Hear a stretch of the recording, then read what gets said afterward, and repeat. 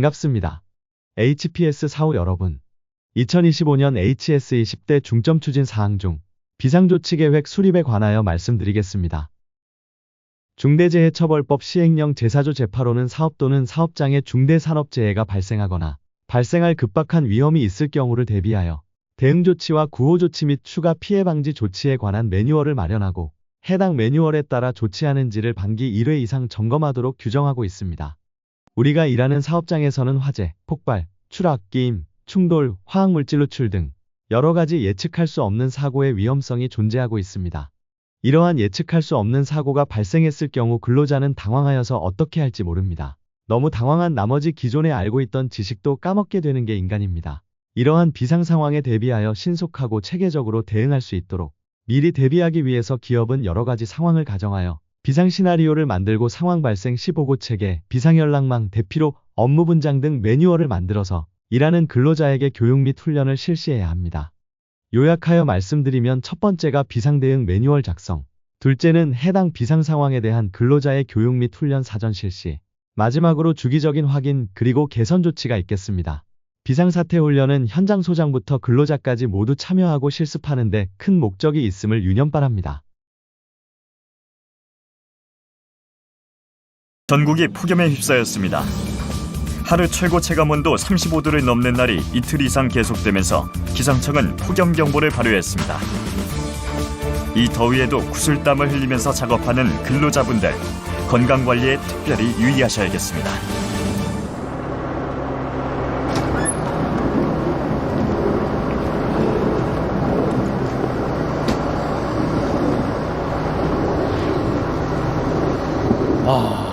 날씨가 무척 덥네요. 그렇네요.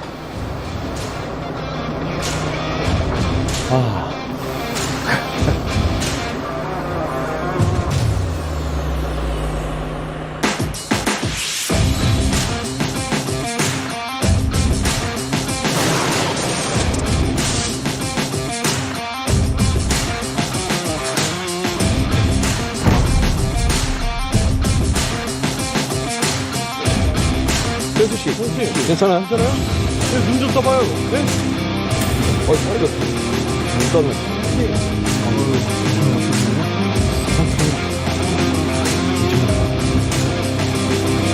그날 이후 나는 사람들의 남은 수명을 볼 수 있게 되었다.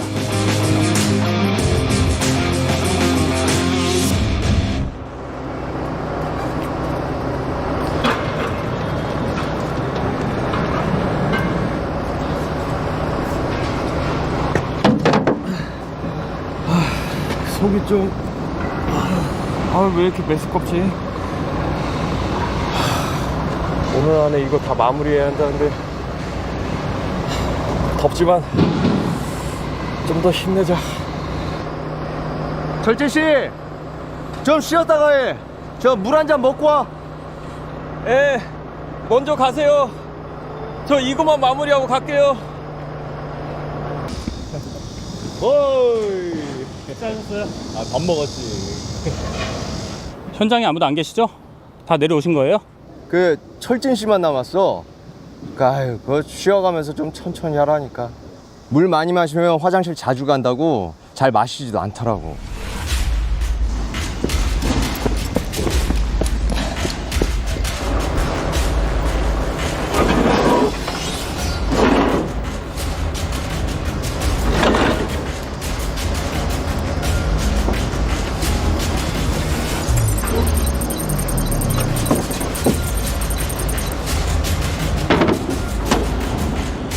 수지씨.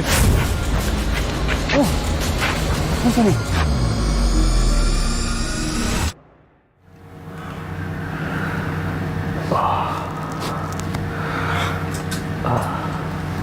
시원한 물 좀 더 드세요.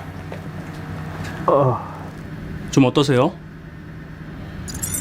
아까 정신을 잃었던 것 같아요. 지금 괜찮아요. 하마터면 큰일 날 뻔하셨어요. 아무도 없는 상황에 그렇게 쓰러지시면 열사병으로 목숨을 잃기도 합니다.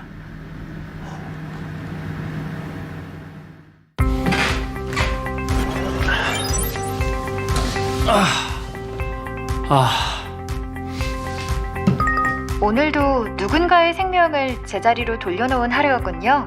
내게 왜 이런 능력이 생겼는지 잘 모르겠지만 우리 동료들의 일상을 지킬 수 있어서 참 좋다. 자, 말해보세요.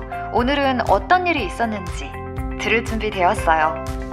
철진 씨는 무척 성실하고 늘 책임감 있게 일하는 귀한 사람이야. 오늘도 그랬지?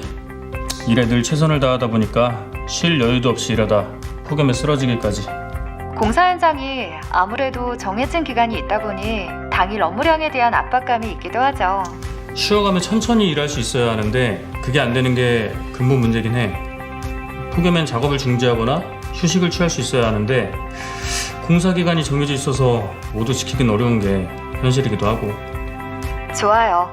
그러면 우리 폭염의 근로자 보호를 위해 어떻게 해야 하는지 하나씩 정리해 봅시다.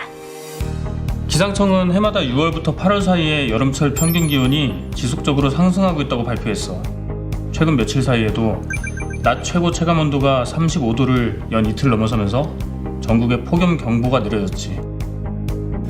이럴 때 옥외 작업이나 뜨거운 열을 뿜는 실내 작업 환경에 장시간 노출되면 열사병이나 일사병 같은 온열 질환에 걸릴 수 있어.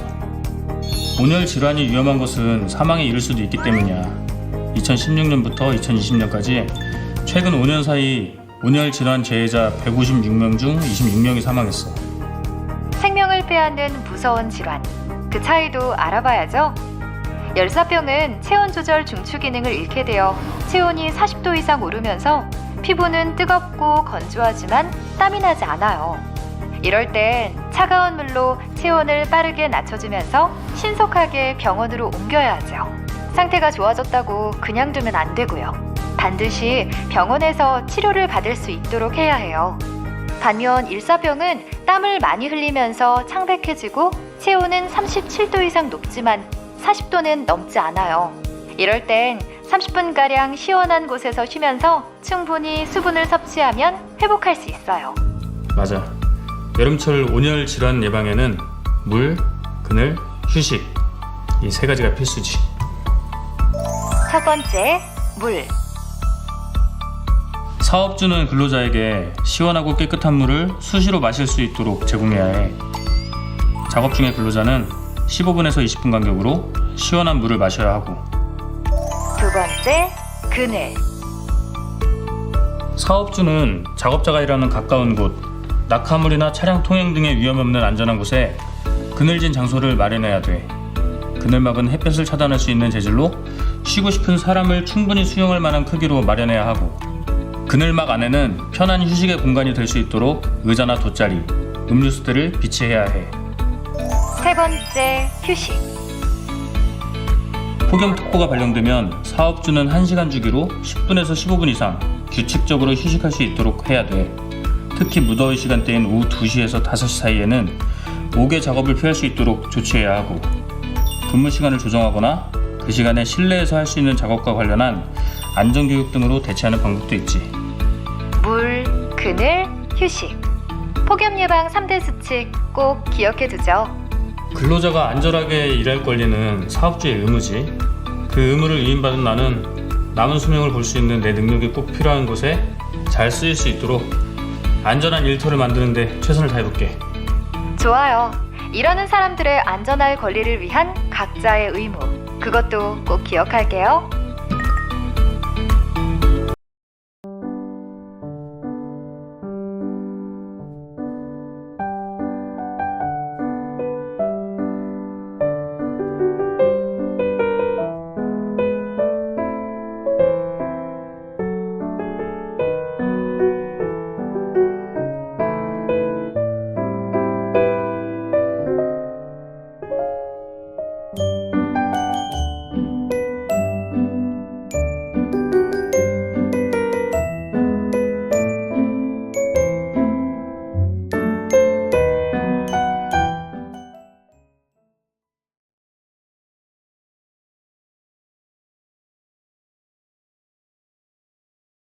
국토교통부는 장마 등 우기가 다가오면서 건설 현장 안전사고와 부실 시공 예방을 위해 오늘부터 오는 7월 17일까지 일제 점검을 벌입니다.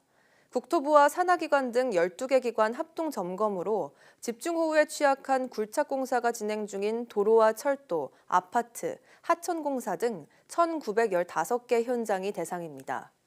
수해 대비 수방대책 수립 여부와 축대, 옹벽 등 수해 위험 요소 사전 조치 여부, 배수 처리 시설 설치 상태 등을 우선 점검합니다.